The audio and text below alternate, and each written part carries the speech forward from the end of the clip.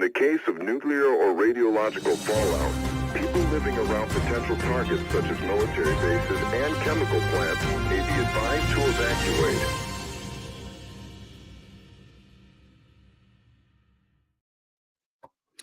Welcome, Sublation viewers. It's I, Douglas Lain, author of Bash Bash Revolution, head honcho at Sublation Media, and resident dissident contrarian. And I'm Ashley Frawley. I'm a sociologist at the University of Kent, second honcho at Sublation Media, columnist at Compact Mag, and many other affiliations. Can't think of, visiting researcher at MCC Brussels, and selling my soul daily. No, I'm kidding. So this week we wanted to talk about, following Sublation Media. We want to talk about a very good article that appeared in Sublation Magazine called "The Left Cannot Make Use of the Gaza War" by Benjamin Studebaker. And it basically argues that the left has more or less abandoned its, at least the American left has more or less abandoned some of its bread and butter domestic policies that had characterized the 2010s, with the enthusiasm over Bernie Sanders, and has thrown all in for Gaza. And Studebaker says that this is a mistake. That, well, I don't know if we want to go through the overall argument or go through it piece by piece, but essentially, Studebaker says that people used to care about healthcare, housing. I'm not sure to what extent people don't care about those things anymore, but they're certainly not the headline issues for which people are kind of, sitting outside and occupying space for. And instead, they've kind of gone all in behind what he characterizes as an ethno-nationalist blueprint set by the right, where you have these two sides that have staked an ethnic claim on land, and the left has taken one of these sides. And this, he argues, reifies ethnicity and is essentially useless. Most Americans don't care about the issue, about Gaza, at least not as much as they cared about Iraq. And by giving Biden essentially a pass on everything, because they said, well, Trump is the worst enemy and nothing is worse than Trump. By voting for Biden, we are opposing fascism. It doesn't really matter what Biden does in terms of economic policy. So they've kind of abandoned economic critique. And if you abandon economic critique, then you kind of allow the right to frame economics. And when they frame economic issues, they scapegoat. And so they scapegoat immigrants. And that's kind of where we are now, where anybody who's economically disaffected has nowhere to go. They're not going to vote for Biden. So where they've lost them. And they've allowed this kind of immigration as the problem frame to run amok. And this is a terrible mess in which we found ourselves, and yet we are doubling down and going all in on Gaza. Have I more or less characterized the argument correctly? Yeah, Doug? that's right. I mean, I have some excerpts from it that I pulled out that I could read. I also just put a link to it in the description for this live stream. I realized I hadn't done that. It says, too much of the American left has accepted the ethno-nationalist ontology of Palestinians and Israelis. If there are two national peoples, each of which believes it is entitled to a state of its own on the same territory, what are these people to do but fight until one overcomes the other? How does it help to champion one ethno-nationalism against the other? Sorry, I had to cough there, but that's okay. Go ahead. So we can kind of focus in on that particular issue. I got into a lot of trouble a while back for saying that radical decolonization is woke fascism. And again, as I said, people don't really understand rhetoric and framing. So I wasn't saying like woke people are going to don jackboots and goose step through the streets, that sort of thing. But that it is essentially accepting this frame, that there are people that lay legitimate claim to an area and everyone else should get out. And everyone always says like, oh no, it's decolonization is just a metaphor. Yeah, it's a metaphor when it suits you and it's not when it doesn't. So that was the response that I got. Oh, I thought it was just about like changing our curricula in universities. Oh, silly me, it's sort of sarcastic response. And then October 7th happened and people were saying, well, what did you think decolonization was? Was it just a metaphor? Clearly it wasn't, And so he's sort of taking that line and he's saying, what we're doing here is we are accepting this frame that ethno-nationalism matters and that one group does have legitimate claim. And if that's the case, then how do you deal with these things? You just kind of let each group fight it out. But he says there is another solution, and that is a two-state solution. But he says this isn't realistic. So you can have, okay, if it's if you want to have ethno states, then maybe, and you don't want to, banish all the current Israelis from that piece of land, then you can have a two-state solution. But he says there's not enough Palestinian territory to have a Palestinian state. And he also goes on to argue that actually, when you kind of cede, as colonized people around the world know, if you cede territory and you allow people to self-govern, it's not real. Like, most people don't really self-govern. He says it's a chimera. Yeah, I mean, the point he's making here is that the Gaza protests are aimed at backing the Palestinian struggle for independence from Israel, and they seem to be embracing a two-state solution at least, or a one-state solution where what is now Israel becomes Palestine. That's like the maximum position. There is another side to the protest movement, which is that it is a protest aimed at pressuring the Biden administration to defund Israel, or to use the threat of defunding to change the Israeli course and change and basically put a leash on the Israeli war machine. I think there are a lot of pundits and commentators who are pro Palestine and pro the Palestinian protests who would take that position, that the point of the protests is to create a pressure for a ceasefire and for the defunding of the Israeli war machine.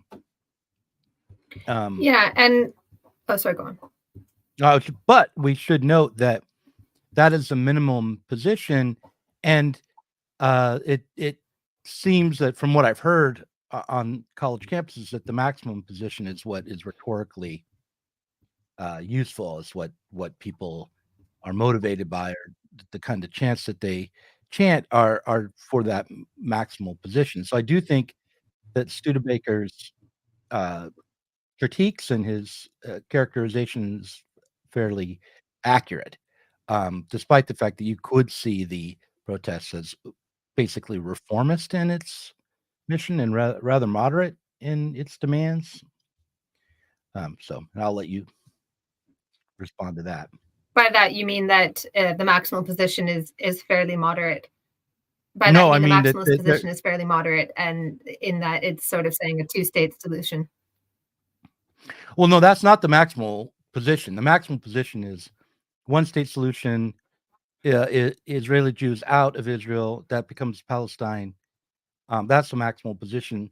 The minimal position is not even two states. It's just no funding for the Israelis' war machine and a ceasefire. That's the minimal position. And I think that's really as far as most people have been thinking, because there is no peace process.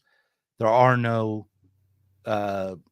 terms for a settlement that could create two states. That there's no one even to negotiate with, meaning that the Hamas really won't negotiate with Israel, as far as I can tell. And certainly the Israelis seem to have no willingness to negotiate with Hamas. The Palestinian Authority does not have the authority to negotiate. They can't restrain Hamas fighters. So, there's no process in place for a resolution that could stick. All we can demand is a ceasefire at the moment, it seems, and or a defunding of the Israeli military from, to basically not a completely defunding, but just keeping U.S. money out of Israel. Of course, that demand has already been ignored. They just last Saturday passed a $92 billion spending bill for Ukraine and Israel.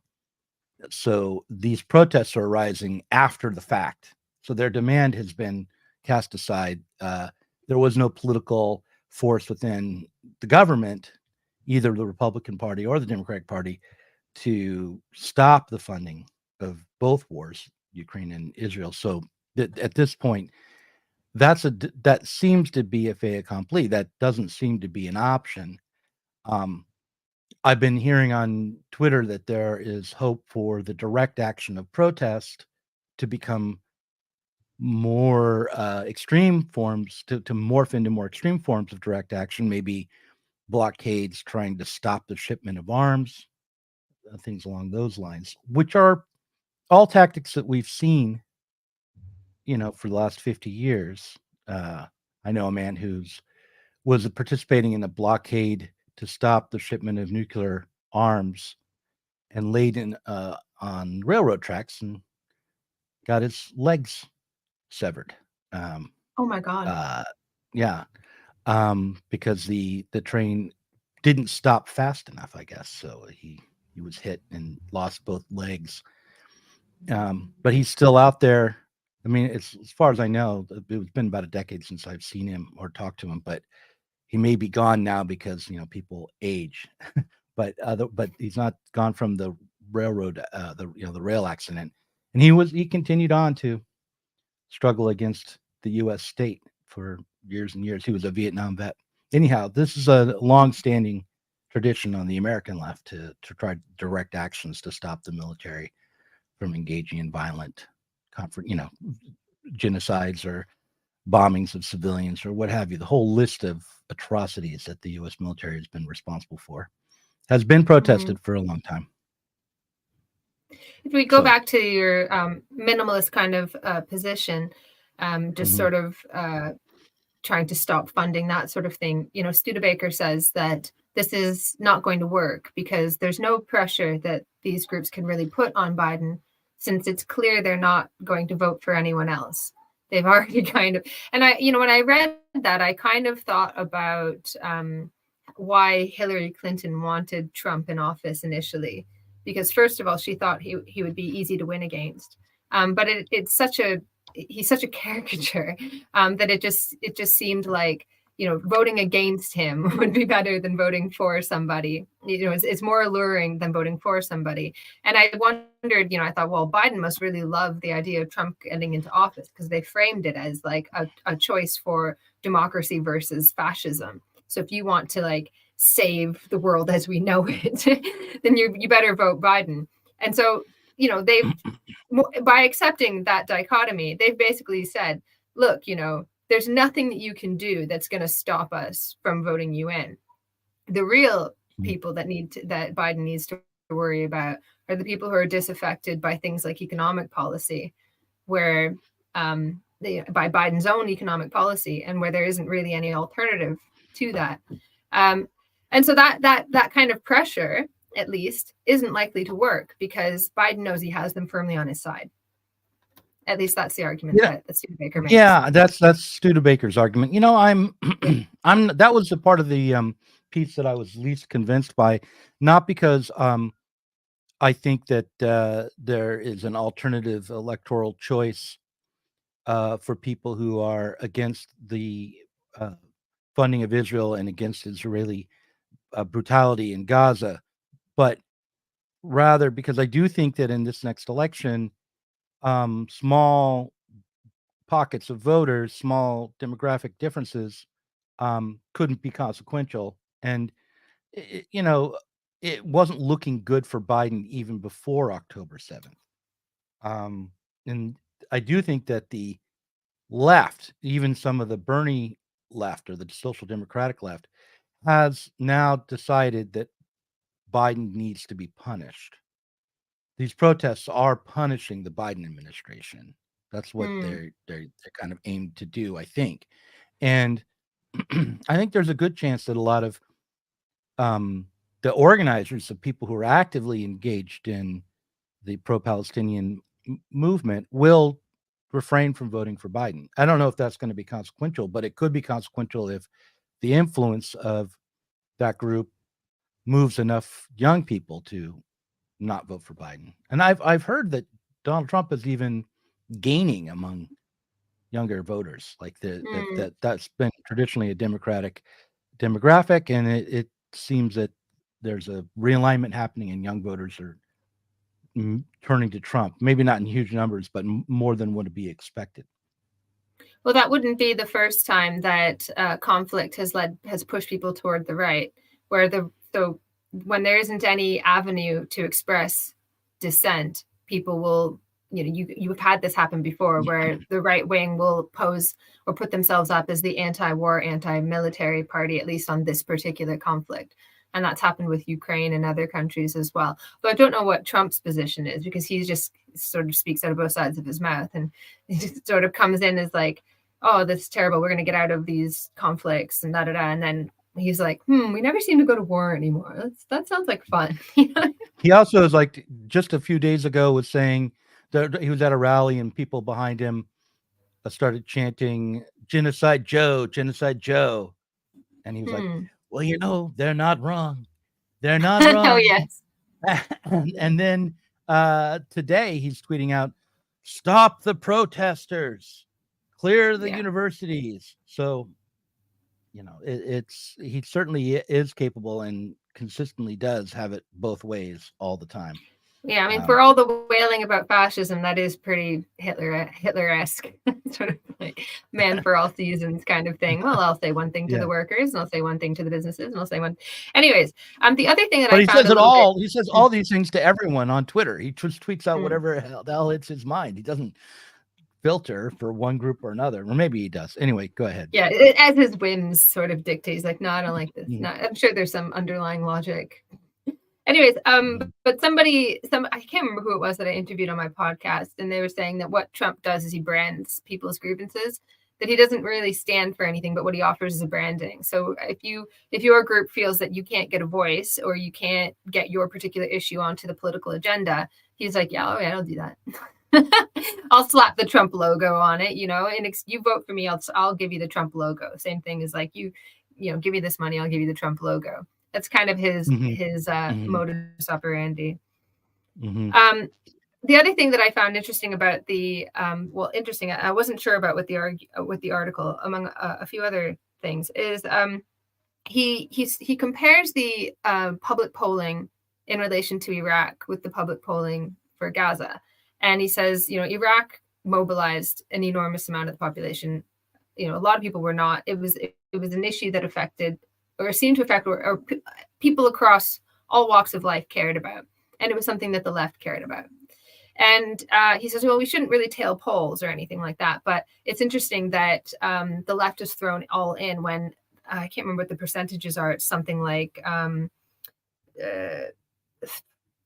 30% point to an explicitly, only 2% of Americans point to a war in the Middle East as the most important issue at the moment. 30% point to an explicitly economic issue, while a further 28% raise immigration. And he talks about immigration as like this concern for immigration being a result of the fact that the left has ceded economics to the right. They're not really talking about economics. And when you allow the right to frame economic issues, they'll scapegoat. They'll be like, oh, it's those damn immigrants, that sort of thing. Well, the Democrats are talking about economics. They're just saying the economy's great. Stop complaining. Yeah. Why are you bothered about the economy? But go ahead. Yeah. And then he gives a bunch of housing stats and this sort of thing. It's really not a great situation for a lot of people. But I kind of thought he kind of frames Iraq as a domestic issue, as something that, although it's foreign policy, it was domestic in the sense that, the Americans are explicitly involved, that sort of thing. Whereas in this, they're just like throwing their support, supposedly. But it is it is a domestic issue to the extent that it's something that you are throwing a shitload of money at. And it can be something on the political agenda. I mean, he admits as much in the article that part of politics is trying to put something on the political agenda. And if you don't have political representation, one of the only ways that you can try to agenda set is to create moral disorder news or disorder news, that you create an upset somewhere, you have a blockade, something like that. And that's what gets you onto the news, and that's what gets you onto the public agenda. And so I kind of thought, are we being a little bit too pessimistic? Let's take the devil's advocate position. Is that not a little bit too pessimistic? This idea that, oh, well, American voters, or the American public anyway, as far as polls are concerned, they only really care about these domestic issues, and the left is out here throwing all in on this thing that no one cares about. But in a way, that's kind of the problem. That's why they're there, because nobody seems to care enough. Just sort of playing devil's advocate. I don't know what you think about that. No, I am. Sorry, I do agree. I also got distracted for a second there. So, what am I supposed to be commenting on again? Sorry. I love how your first. You didn't hear what I said, but your first instinct is like, yes, I agree. Well, I agree with the first half of what you said. This is terrible. We got to professionalize, and that starts with me. No, I agree that we could conceive of a left moment where the left was managed to communicate the issue about Gaza in such a way that it became something important to voters, right? But then what was your second point? That was what I missed. Oh, I was just saying that's kind of what they're doing. That's what they're trying to do. I mean, I don't know whether or not that's my own critique, but I was saying, well, one could say that's exactly what they're trying to do, is set the agenda in the only way they can. I don't believe that they are trying to set the agenda. Because I don't think they have a coherent enough politics to set the agenda, or to even make an effort to do that. Today I got blocked on Twitter by Matt Leck, which I think is symptomatic of the problem with the protests. He had tweeted out, if you have a critique of the protest movement, you should make that from within the protest movement. You should go to a protest and critique it internally, not on social media, not from the comfort of your house or your own ideas, from the comfort of your own ideas during a genocide. Which is basically to say, if you're not a part of this movement already, you don't have the right to criticize it. We don't want to hear critical voices right now, which is to say, we don't want to think, and we don't want to respond to people who are not within our inner circle. I mean, it was born out of I'm sure, a passionate feeling of emergency, right? But of course, that emergency has actually behind us to a large degree. In so much as my understanding is that the worst of the violence is behind us for the moment, and then also, and this I'm more confident in, the moment where we could put pressure on the government to stop funding Israel has passed. So this seems very performative to me. I'm sorry. I know that's a right-wing thing to say, I guess, but it doesn't seem like it's aimed at a political goal, but rather is an expression of something rather than expression of an inner anxiety rather than aimed at political consequences.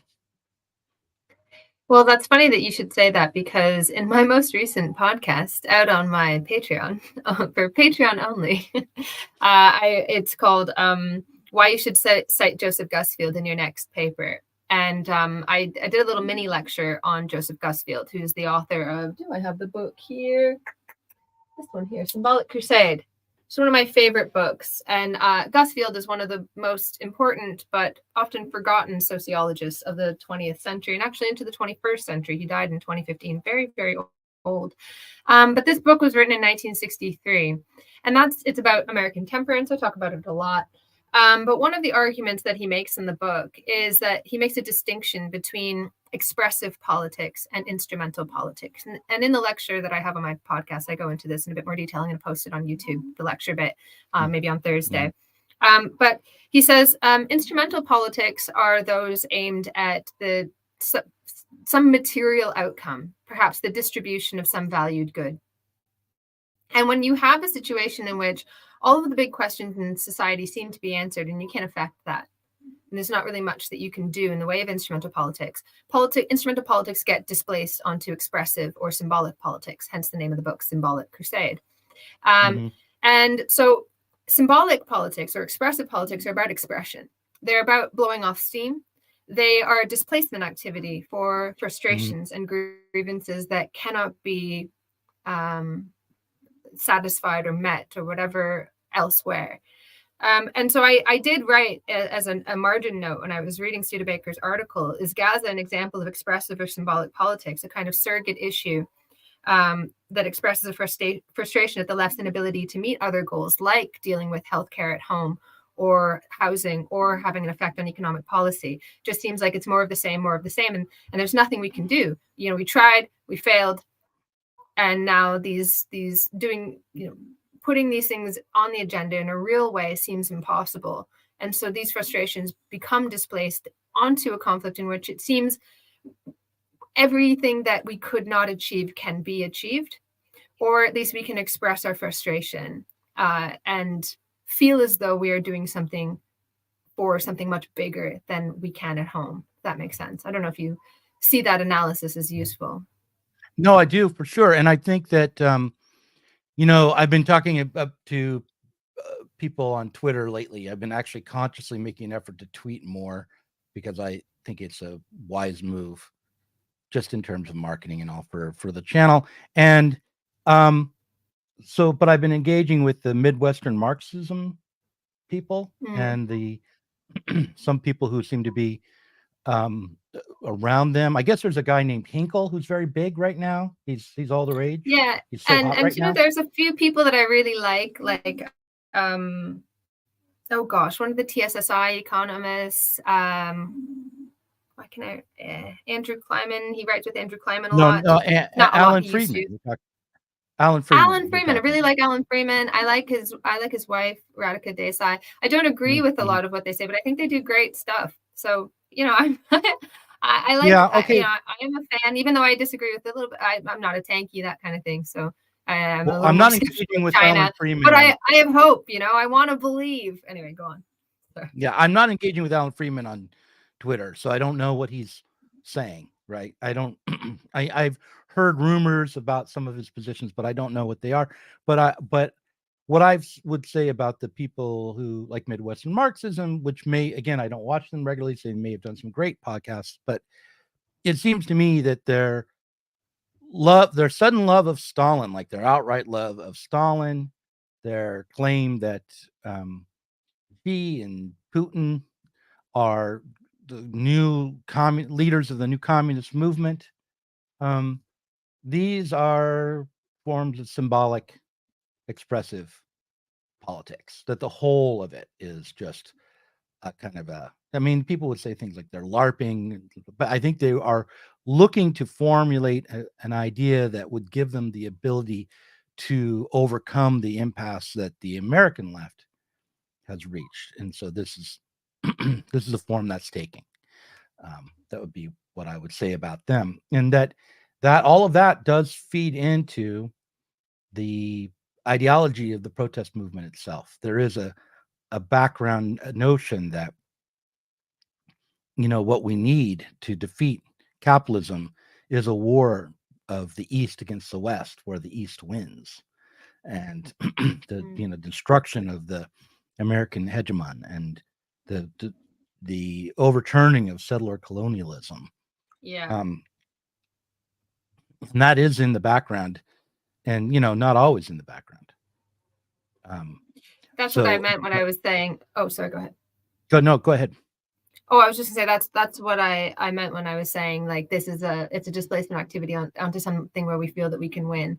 And what I had in mind there was around decolonization, where it's like, oh no, it's just a metaphor. It's just a metaphor. But then, you know, you have papers that are like, decolonization is not a metaphor.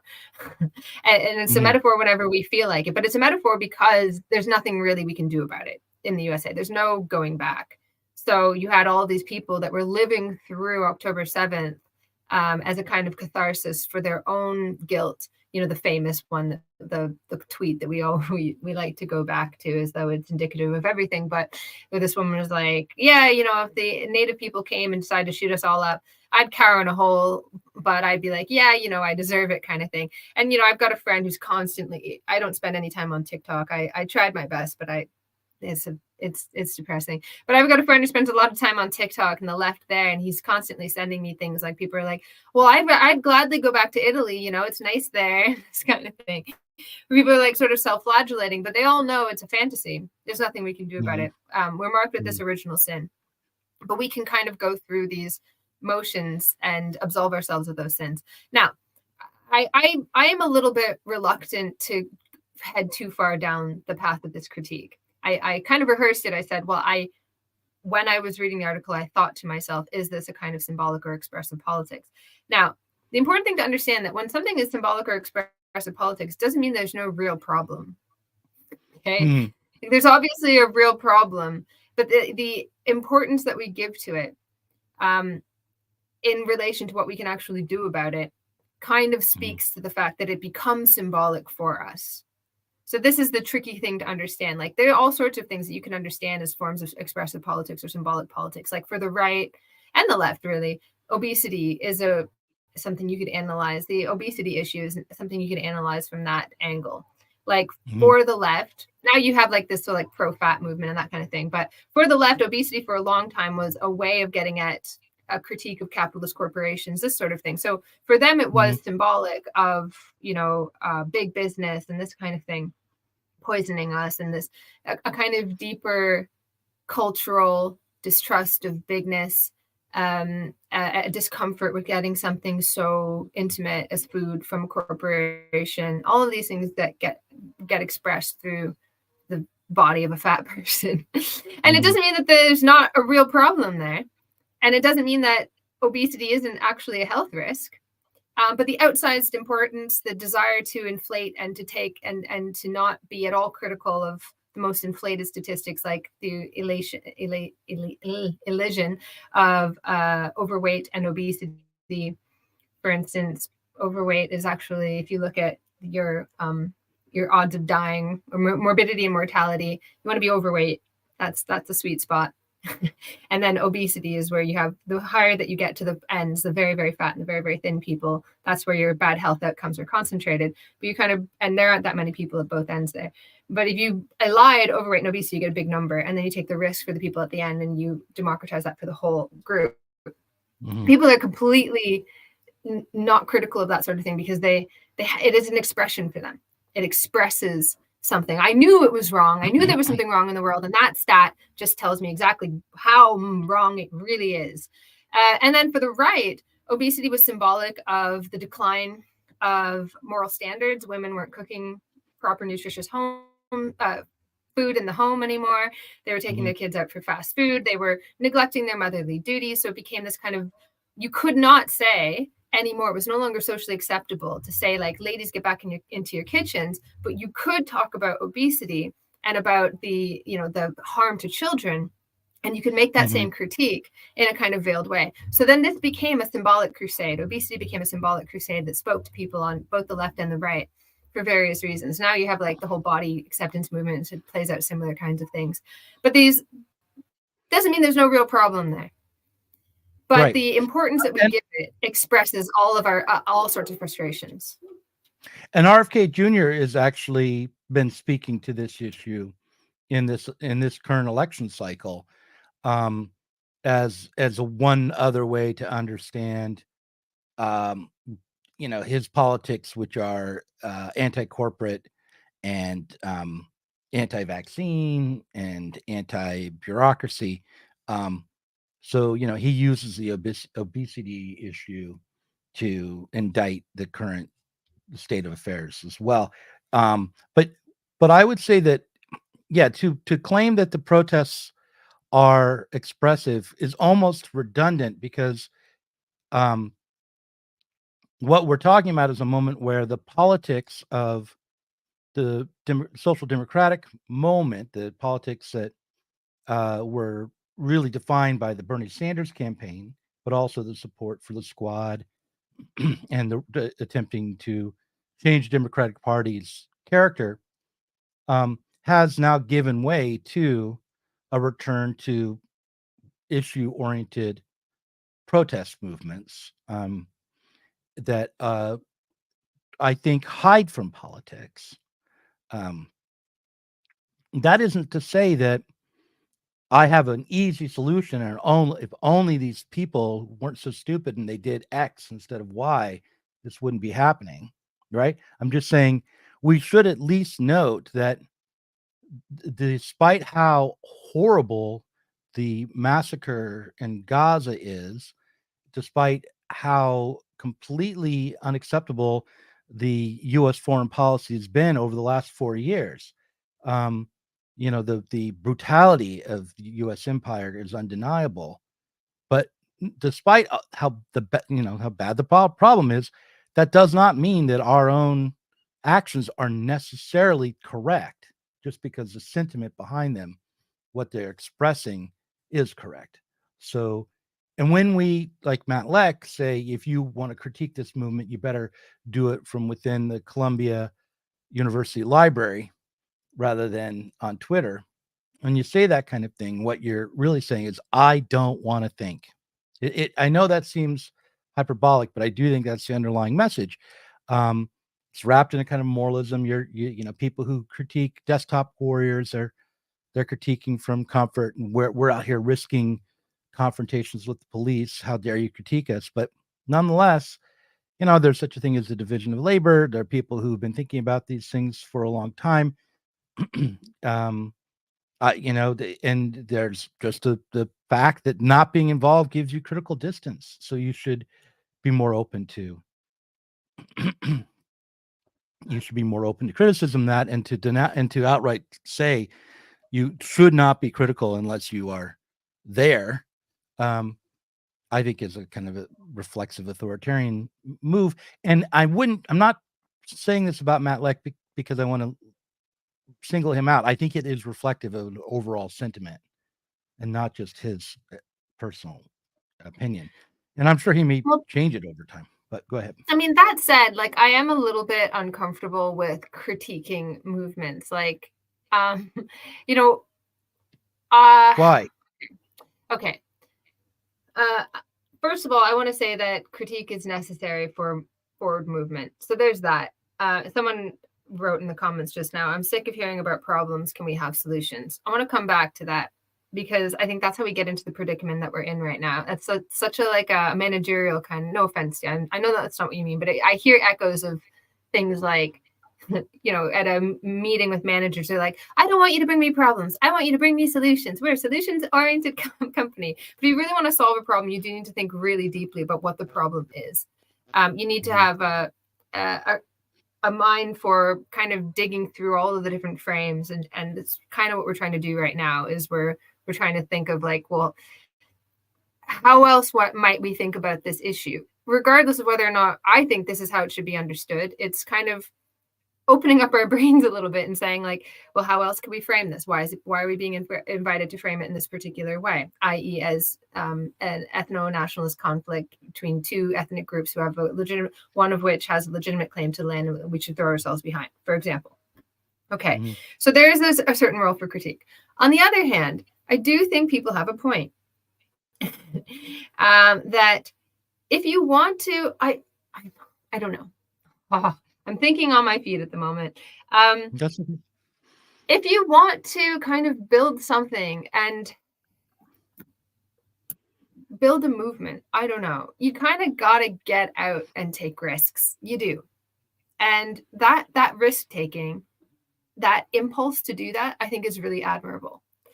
And if there was some kind of organization that was meaningful, you would hope that we would not sit on the sidelines and say, well, isn't this just blah, blah, blah? And aren't those young kids just X, Y, Z? That you might go and actually try and talk to people and direct things in some way.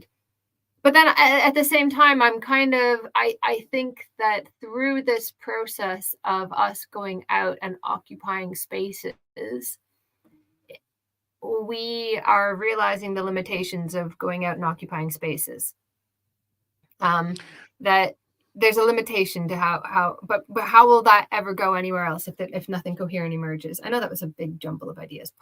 Well, look, I want to point out, I interviewed Sean KB a couple weeks ago now. I'm going to try to release the interview on the channel in the next couple of days.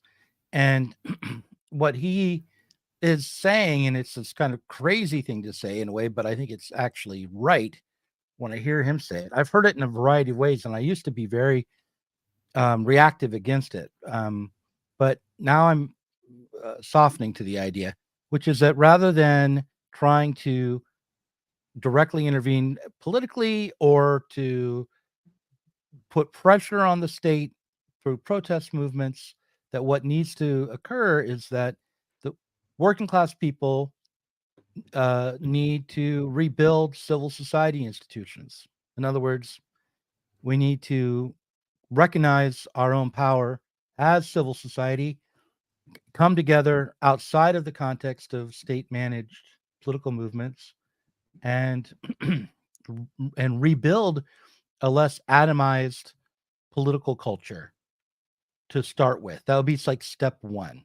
Why don't we, be independent of the progressive states left, be independent of the progressive states right, and try to build a civil society based political movement by first rebuilding civil society, which has taken a tremendous blow over the last 50 years and certainly over the last 5 years with the pandemic. So that would be where I think we should start. I think we have to think that through, though. And I would hope that those kinds of organizations would be less moralistic and would be open to criticism.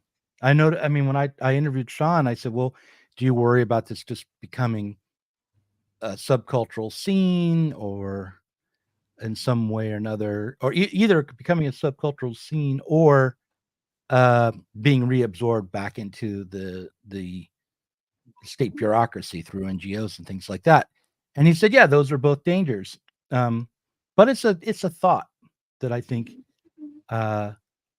two failed musicians advise a fledgling band on how to record their first album.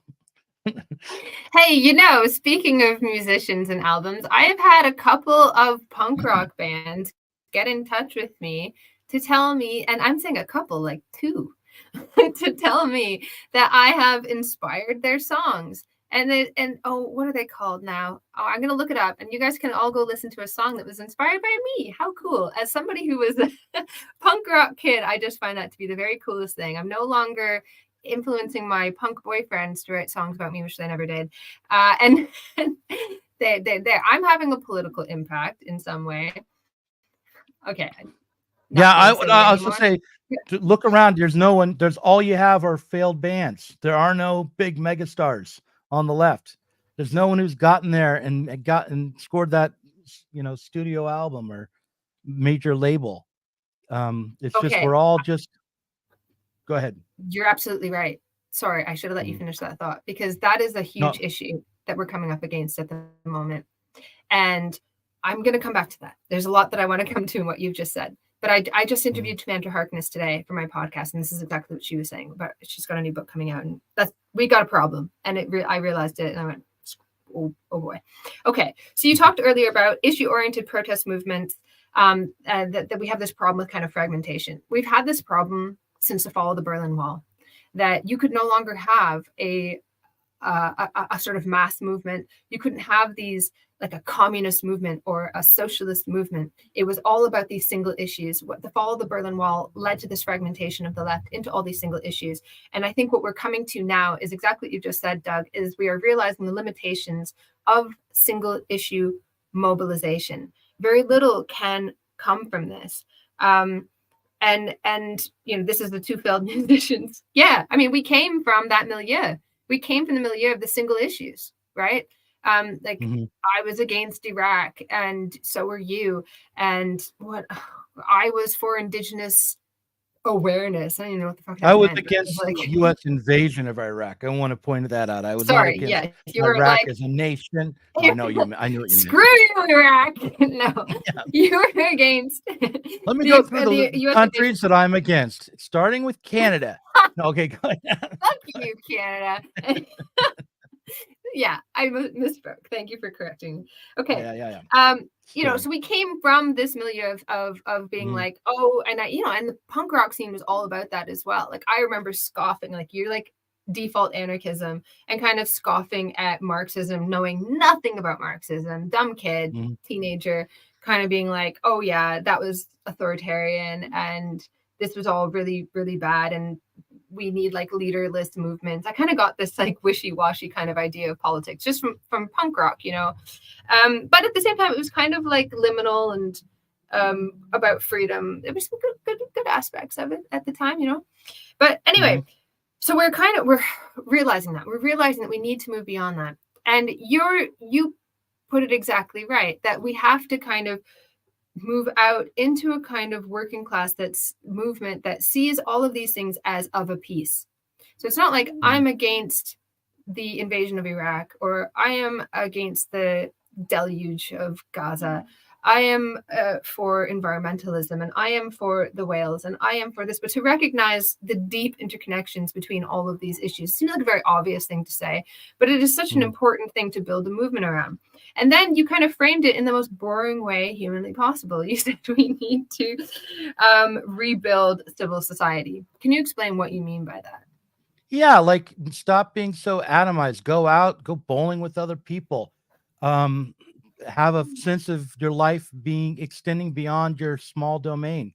Know people in your neighborhood and know people around the world that you meet with in the flesh, and do and set this up as something that, again, the idea of the difference between civil society and the state is that civil society, that's the realm of everyday people. That's where we live our lives. We think of it often enough in terms of leisure time, right? But it wasn't always the case that it was just, oh, that's the time we go shopping. That's a complete debasement of our lives when you think of it that way. Civil society is a realm of individuals living and directing their lives and their lives together. The whole point of socialism is that all of us individuals living together are going to direct history and to work together to make our lives happen.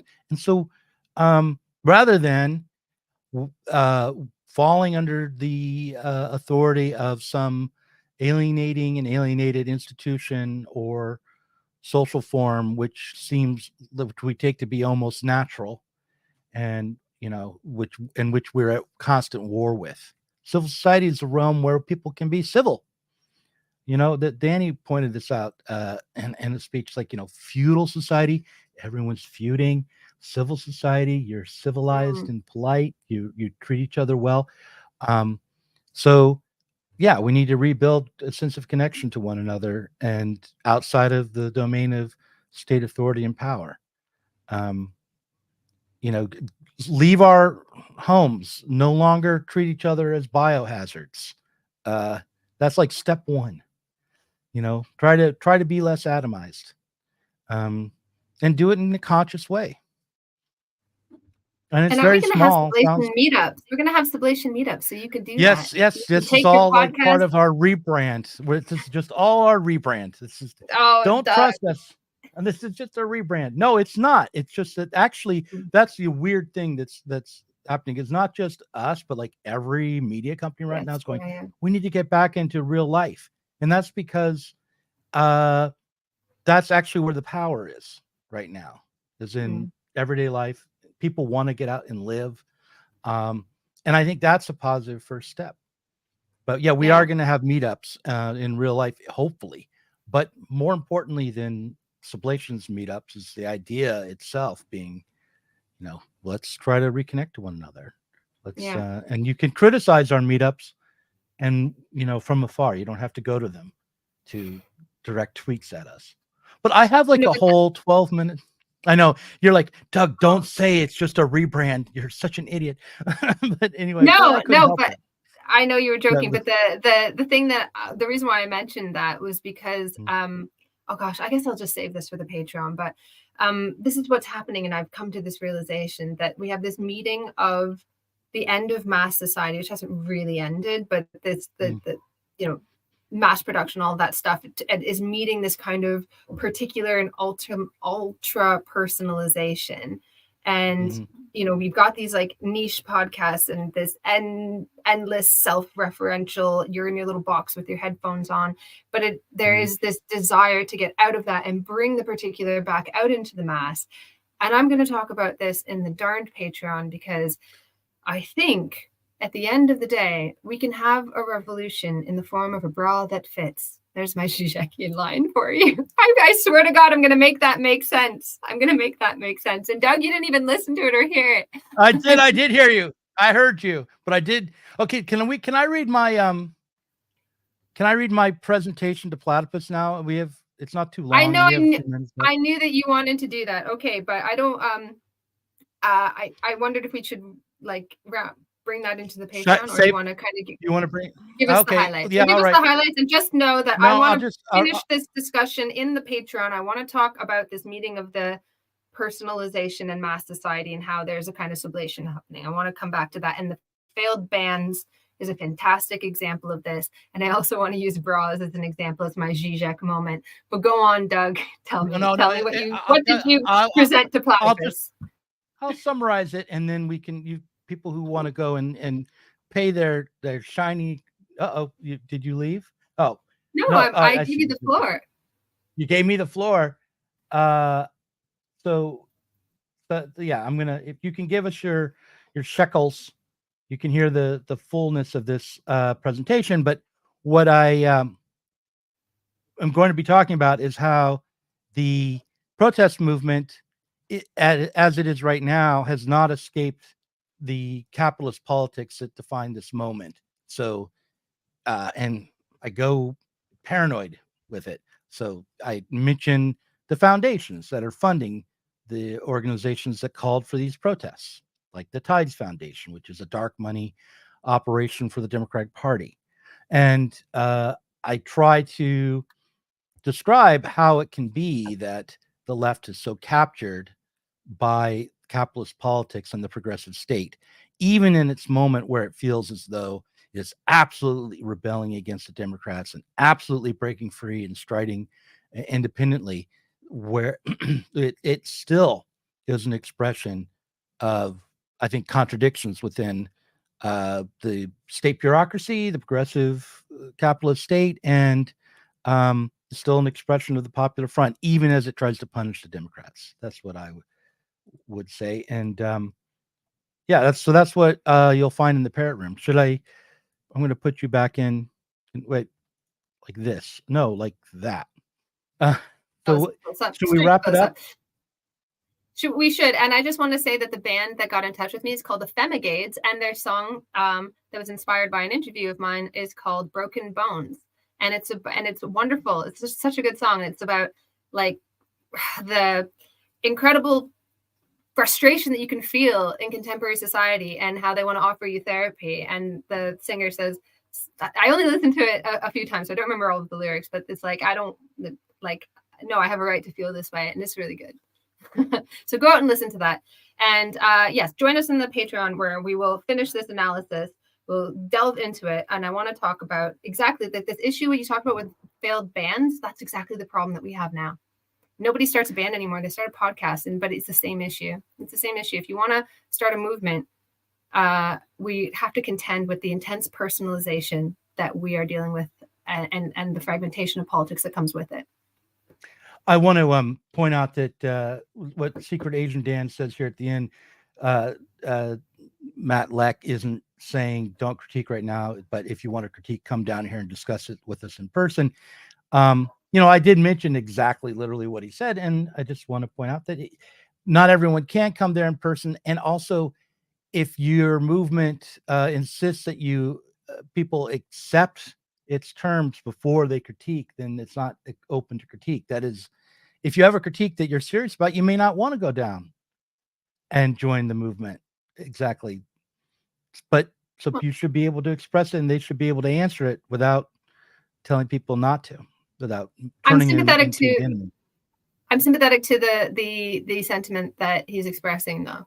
And I think there can be more engagement in person with groups.